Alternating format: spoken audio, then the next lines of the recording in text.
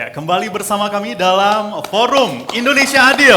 Boleh tepuk tangan yang paling meriah. Terima kasih karena sampai dengan segmen keempat ini masih tetap kondusif. Ini segmen terakhir dan akan kita recap semua nantinya. Tapi sebelum itu, kita akan mendengarkan curahan hati dari para korban investasi bodong. Ada Ibu Erni. Ibu Erni gitu, terus Ibu Erni menjadi korban koperasi simpan pinjam Indosuria. Iya, benar. Benar ya. Selanjutnya ada Ibu Lana. Ibu Lana menjadi korban koperasi simpan pinjam Sejahtera Bersama. Betul sekali. Satu lagi Bang Alwi. Bang Alwi boleh diceritakan dari? Saya dari kasus Mahkota dan Usus Kuritas. Mahkota, oke baik. Pertama saya ingin berbincang dulu dengan Ibu Erni dulu ya. Ibu Erni Asikin. Ibu Erni boleh tolong diceritakan awal mula gitu kenal gitu, terus kemudian dengan investasi ini dijanjikannya seperti apa dan kemudian Ibu merasa telah tertipu gitu. Silahkan. Terima kasih atas kesempatan yang telah diberikan kepada saya. Selamat sore Bapak Ibu sekalian. Saya ini awalnya itu karyawan Koperasi Simpan Pinjam Indosuria. Kenapa saya tertarik untuk masuk ke Indosuria? Karena saya kan orang bank. Orang bank itu banyak kan bawa gerbong gitu. Jadi mantan BM saya yang lama itu mengajak saya. Terus saya pikir kan Indosuria ini kan udah ada surat izin legal, ya kan? Terus cabangnya banyak dan berdiri udah cukup lama. Udah terkenal gitu. Akhirnya saya masuk ke sana, gitu Pak. Oke, berapa kerugian yang Ibu alami? Saya dan keluarga kurang lebih 6 M. 6 miliar gitu. Kalau bisa diceritakan kronologisnya seperti apa? Apakah pernah mendapatkan atau memang benar-benar langsung mengalami kerugian? Bisa diceritakan secara detail.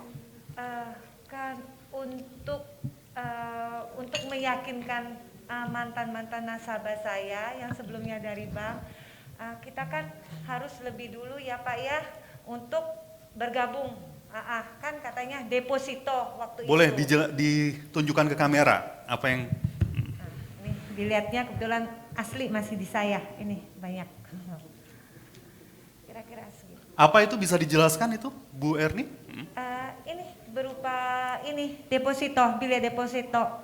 Saya menyimpan uang saya di Indosuria yang sampai sekarang pun dananya belum ada dikembalikan. Padahal kan udah Henry Surya udah jadi tersangka, terus udah ada PKPU juga, ya kan yang mengatur, udah ada kekuatan hukum juga. Tapi sampai sekarang belum ada penyelesaiannya. Sedangkan saya sudah sangat menderita secara material dan immaterial nama baik saya. Saya susah ceritanya ya. Saya mau balik ke bank kan udah gak mungkin. Seluruh Indonesia juga tahu kasus ini. Saya kehilangan mata pencarian saya, harga diri saya dan nama baik saya.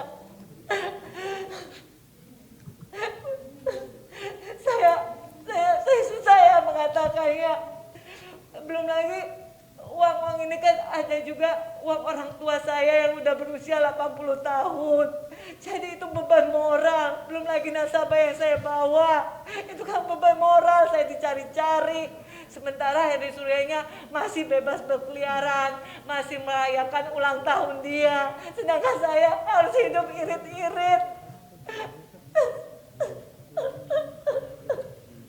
Tawa Bu Erni ya. Gimana keadilan? Selama 2 tahun saya menanti.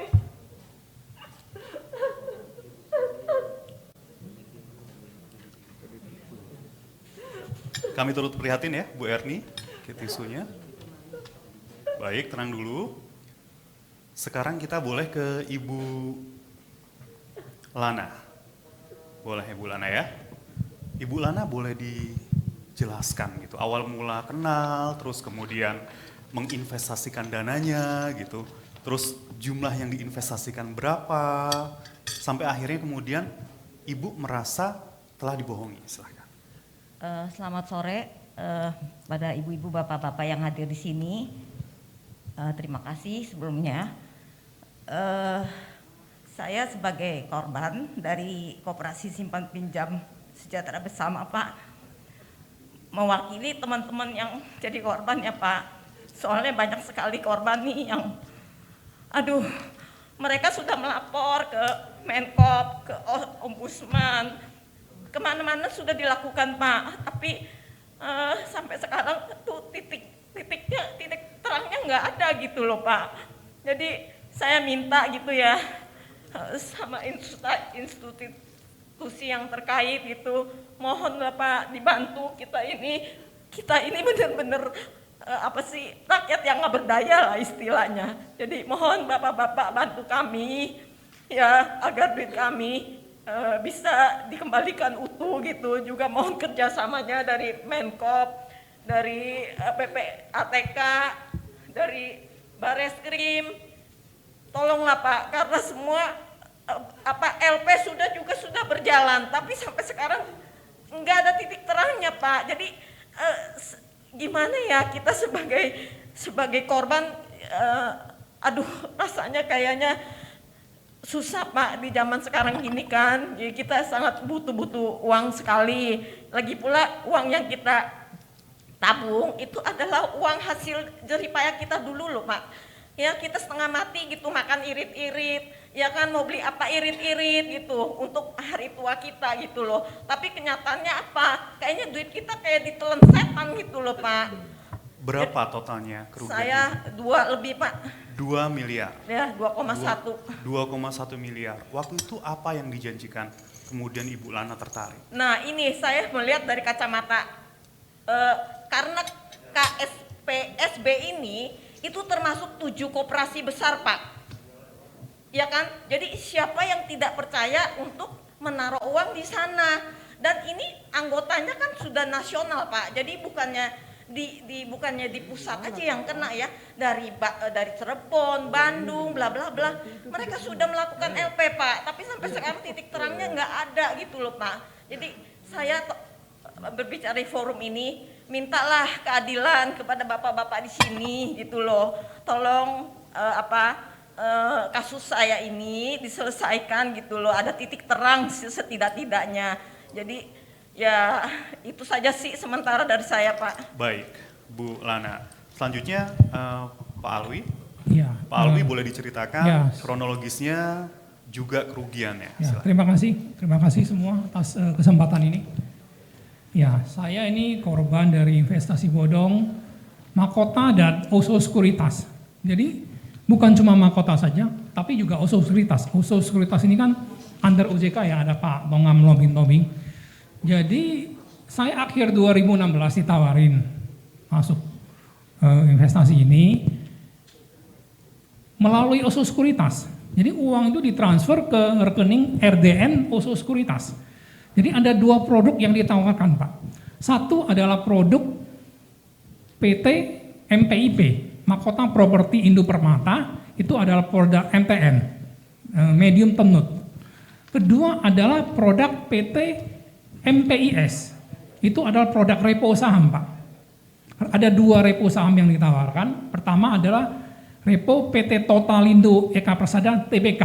Kalau di market itu kodenya TUPS Pak. Ya. Kedua adalah repo saham PT Inti Keramik, di market itu kodenya IKAI Pak. Jadi pada saat Januari 2020 itu yang jatuh tempo pokok dan bunga gagal bayar semua Pak. Total ada 5.000 lebih korban dengan nilai 6 triliun lebih Pak investasi itu. Kenapa saya berani masuk investasi ini? Karena kan saya lihat, oh ini ada Oso Sekuritas ya, ada under OJK di sini ya, pasti ada izin OJK-nya dong ya, sekuritas. Kemudian saya juga melihat nama besar Oso Sekuritasnya di sana. Ada Pak Usman Sabtaodang, ada Pak Raja Sabta Otohari, mantan Ketua Umum HIPMI ya kan, sekarang menjabat Ketua KOI Komite Olimpiade Indonesia kan gitu. Saya lihat harusnya owner dari perusahaan investasi ini bisa menjamin bahwa investasi ini aman kan gitu ya. Ternyata di Januari 2020 gagal bayar Pak dengan alasan kena RAS gitu. Saya pikir gimana alasannya kena RAS? Yang boleh mencairkan kan adalah yang jatuh tempo. Kalau jatuh tempo berarti memang berhak dong untuk mencairkan, bukan ras dong namanya, kan begitu. Ya jadi ada melalui kuasa hukum kami, LQ Indonesia Law Firm Pak Alvin, kami ada 3 laporan pidana di Polda Metro Jaya sudah hampir 2 tahun.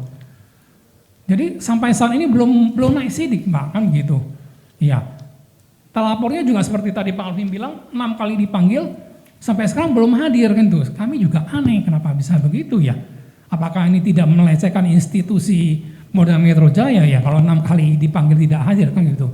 Jadi harapan kami ini sebagai telapor di Polda Metro Jaya, Vismondev Krimsus, harapan kami adalah semoga nih proses hukum betul-betul dijalankan.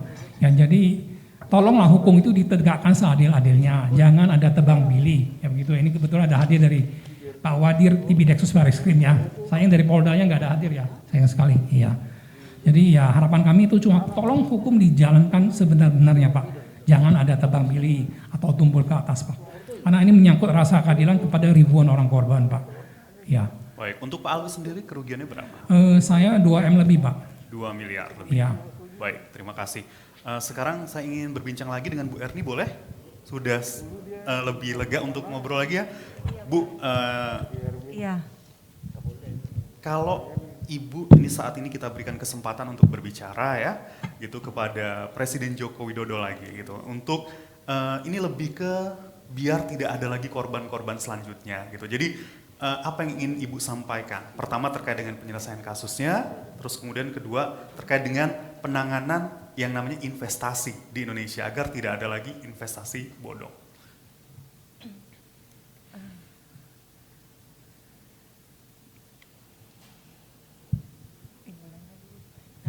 Boleh, Bu Lana silakan kalau mau mewakili. Harapan.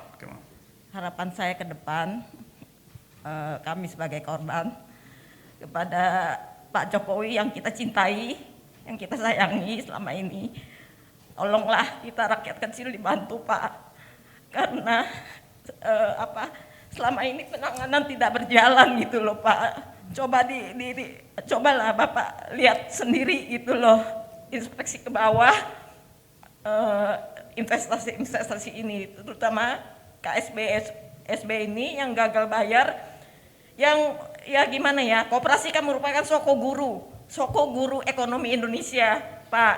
Jadi yang memakmurkan rakyat juga. Jadi tolong Pak Jokowi, tolonglah kami. Itu harapan saya sih Pak. Baik, terima kasih Bu Lana. Ada yang mau disampaikan silakan.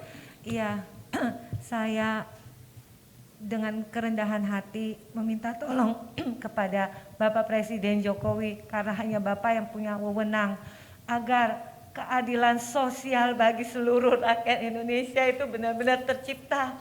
Bukan cuma keadilan bagi orang yang punya uang, pegang 15T, terus bisa seenak-enaknya, tetapi juga tolonglah, lihatlah kami, masyarakat yang menengah ke bawah yang udah kesusahan untuk makan aja susah, untuk berobat aja susah, karena uang kami sampai sekarang juga belum ada penyelesaian.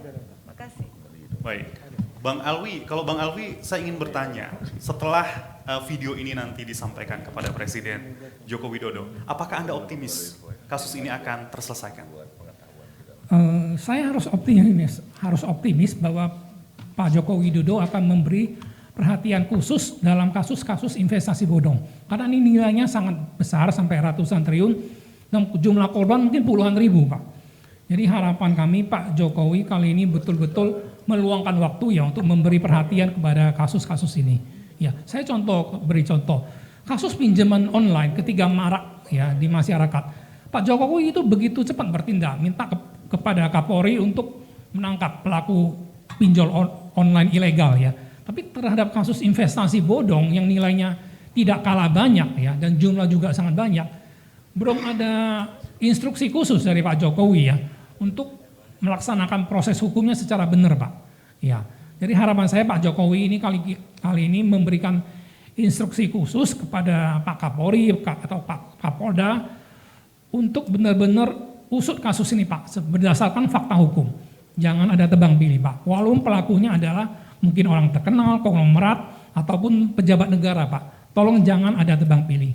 Terima kasih. Terima kasih Pak Alwi, Bu Lana, dan juga Bu Erni. Kita berikan tepuk tangan sebagai penyemangat kepada Pak Alwi, Bu Lana, dan Bu Erni yang tengah mencari keadilan. Terima kasih telah berbagi bersama kami.